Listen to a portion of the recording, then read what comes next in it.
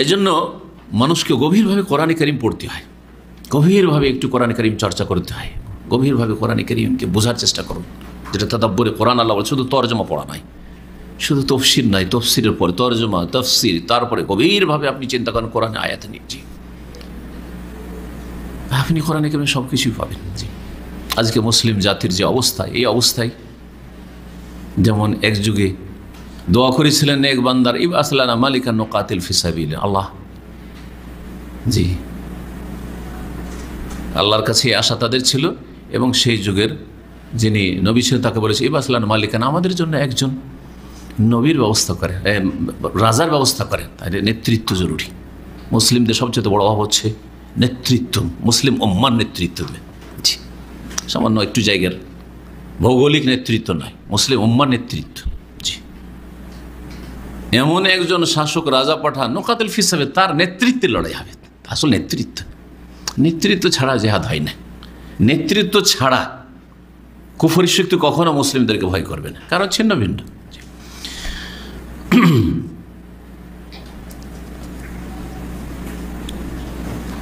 7 নম্বরে এক দাসী ছিল যে আমর ইবনে মুআম্মাল বানু আদি, উমর ইবনে খাত্তাব রাদিয়াল্লাহু তাআলার বংশ ছিল আদি গোত্র। এই আদি বানু আদি গোত্র উমর রাদিয়াল্লাহু তাআলার বংশের এক দাসী ছিল। এই দাসী ইসলাম কবুল করে। উমর রাদিয়াল্লাহু তাআলা তখন ইসলামের কট্টর শত্রু, জানা আছে আপনাদের। প্রথম যুগে উমর রাদিয়াল্লাহু তাআলা আনহু চরম শত্রু ছিলেন রাসূলুল্লাহ সাল্লাল্লাহু আলাইহি ওয়াসাল্লামের, দ্বীন ইসলামের।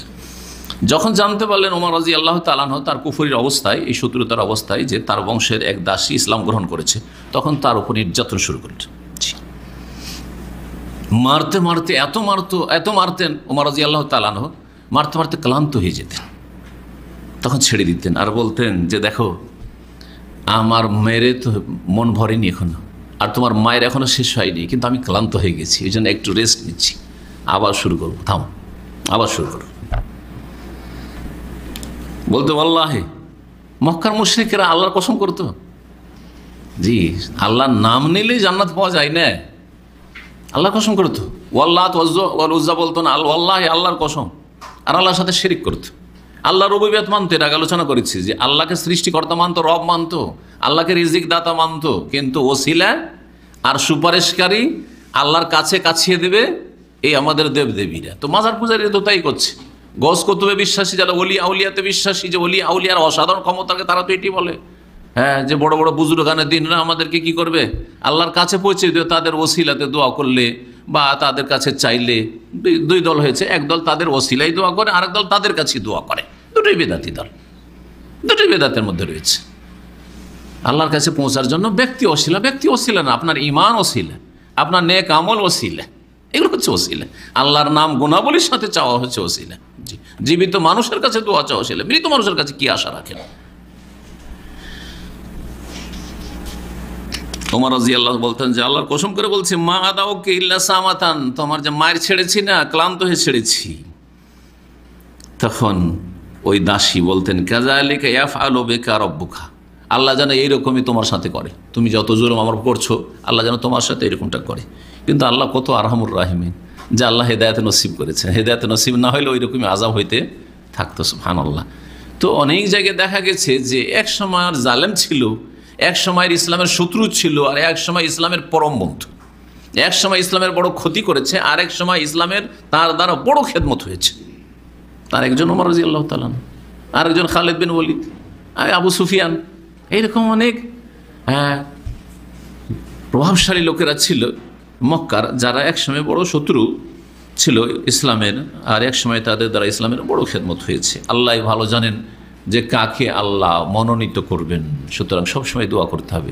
এখন যারা আছেন সবসময় যে আল্লাহ আপনাকে বাছাই করে রাখবেন আর জান্নাতের পথে থাকবেন জরুরি নয়, সুতরাং সবসময় আল্লাহর কাছে দোয়া করতে হবে, আল্লাহর কাছে সবসময় দোয়া করতে থাকতে হবে যে আল্লাহ এর উপর টিকিয়ে রাখো। নবী সাল্লাল্লাহু আলাইহি ওয়াসাল্লাম সবচেয়ে বেশি দোয়া করতেন, আল্লাহ মুকাল্লিবাল কুলুব সাব্বিত কলবি, আল্লাহ হৃদয়ের কলবের পরিবর্তনকারী, আবর্তন বিবর্তনকারী, সাব্বিত কলবি আলা দীনিক, আমার অন্তরটাকে, হৃদয়কে তোমার দিনের উপর প্রতিষ্ঠিত রাখো। আজকে অনেক কথা বলছেন, অনেক খেদমত করছেন ইসলামের, হতে পারে কালকে আপনি বিভ্রান্ত হয়ে গেছেন। অনেকে আছে এরকম, ইতিহাসের পাতা এরকম অনেক পাবেন আপনি, যে আজকে ইসলামের খাদেম, আজকে বড় আল্লাহওয়ালা ছিল, আর একদিন গোমরা হয়ে গেছে, সে ধর্মের নামে গোমরা হোক, যেমন শিরক বিদআতে লিপ্ত হয়ে গেছে অথবা বেদিন হয়ে গেছে। আপনি নিরাপদ না। ইব্রাহিম আলাইহিস সালাম যখন দোয়া করছেন অথচ নিজের হাতে মূর্তি ভাঙছেন, অজনবনী ও বানিয়া আর নাবদ আল্লাহ আমাকে আর আমার বংশধরকে মূর্তি পূজা থেকে রক্ষা করি। নিজের হাতে মূর্তি ভাঙছেন, নিজে আল্লাহর কাছে দোয়া করছেন, তাহলে কত সতর্ক। আপনার আমার তো এই ক্ষমতাই হয়নি, এই সাহসী নেই, তাহলে কত দোয়া করেছে আল্লাহ রব্বুল কাছে, আল্লাহ যেন দিনের ওপর আমাদেরকে টিকিয়ে রাখেন। আরো বেশ কিছু এরকম দাসী ছিল যাদেরকে কঠোর শাস্তি দিত মক্কার কাফের মুশরিকরা। একজন দাসী ছিলেন নাহদিয়া, আর তার এক মেয়ে, মা আর মেয়ে, দুজনে আব্দুদ্দার বংশের দাসী ছিলেন। এদের উপর কঠোর শাস্তি চলত। এই ছিল 8 নম্বর। আবু বকর সিদ্দিক রাদিয়াল্লাহু তাআলা এসব দাসীগুলোকে, দাসকেও কিনেছেন, দাসীও কিনেছেন। ওয়া আতাকাহুন্না কামা আতাকা বেলালান ওয়া আমির ইবনে ফুহাইরা ওয়া ফুকাইহা, এবং এই দাসীগুলিকে স্বাধীন করে দিয়েছে, যাও তোমরা স্বাধীনভাবে তোমরা আয় উপার্জন করো বা খাওয়া দাওয়া চলাফেরা করো, ইবাদতবন্দি আল্লাহর করো, দিন শিখো, আমল করো। যেমন বেলালকে খরিদ করেছেন, আমির বিন ফুহাইরাকে খরিদ করেছেন, আবু ফুকাইহাকে ওই রকমই। যখন এইরকম অসহায় দুর্বল সমাজের যারা একবারে নিম্ন শ্রেণীর মানুষ, তাদেরকে নিজের পয়সা দিয়ে খরিদ করে করে আজাদ করা, স্বাধীন করা শুরু করলেন আবু বকর সিদ্দিক রাদিয়াল্লাহু তাআলা আনহু। তো আবু বকরের বাপ আবু কুহাফা, বৃদ্ধ মুরব্বী মানুষ, জানতে পারলেন যে আমার ছেলে অনেক টাকা পয়সা খরচ করছে এসব দাস দাসী কিনে আজাদ করার জন্য, কিন্তু এরা সমাজের নিম্ন শ্রেণীর মানুষ। তখন ছেলেকে পরামর্শ দিচ্ছেন, তখন ইসলাম গ্রহণ করেননি, প্রথম দিকে ইসলাম গ্রহণ করেননি। আবু কুহাফা বলছেন, আরাকা তুতে করে কাবান জিয়াফান, কি বাবা তুমি ঠিক আছে দাস দাসী স্বাধীন করছো, ভালো কাজ করছো, এটা ভালো কাজ, কিন্তু তুমি দুর্বল অসহায় সমাজের যারা যারা একবার নিম্ন শ্রেণীর মানুষ, এদেরকে আজাদ করছো, কি লাভ আছে তোমার? দুনিয়ার কোনো বেনিফিট আছে? কিছু পাইবে? এরা তোমার পাশে দাঁড়াইতে পারবে? হ্যাঁ, তোমার সুখে দুঃখে কাজে আসবে? আজকাল এইভাবে না চিন্তা করে মানুষ। আজকাল অধিকাংশ মানুষ কিন্তু চিন্তা করে যে একে আমি ধার দেবো, আগামীতে বেনিফিটটা কি, হ্যাঁ এর এই আমি উপকারটা করবো, এর কাছ থেকে কি পাওয়ার আশা আছে। যদি আশা থাকে তাহলে ঠিক আছে, আশা নেই নেই। দুনিয়ার খাতির সম্পর্ক অধিকাংশ লোক এই চিন্তা চেতনা মক্কার একজন কাফের মুরব্বী আবু কুহাফার, যদিও শেষ জীবনে ইসলাম গ্রহণ করেছিলেন। ছেলেকে পরামর্শ দিয়েছে যে বাবা তুমি আজাদ করছো গোলাম দাসী, কিন্তু এসব দুর্বলগুলোকে তোমার লাভ কি? ফালাউ আতাকতা রিজালান জালদান লামানাউক, যদি তুমি এইরকম যারা শক্তিশালী, জোয়ান হয়ে আছে, যৌবনে আছে, গায়ে শক্তি আছে, এইরকম দাসীগুলোকে বা দাসগুলিকে আজাদ করতে, তাহলে এরা তোমার পাশে দাঁড়াইতো। বিপদ আপদে কোনো দুশমনি করছে, তোমার উপরে কেউ জুলুম অত্যাচার করতে আসে, তখন পাশে এসে দাঁড়াইতো, তোমার পক্ষ থেকে তারা ডিফেন্স করতো।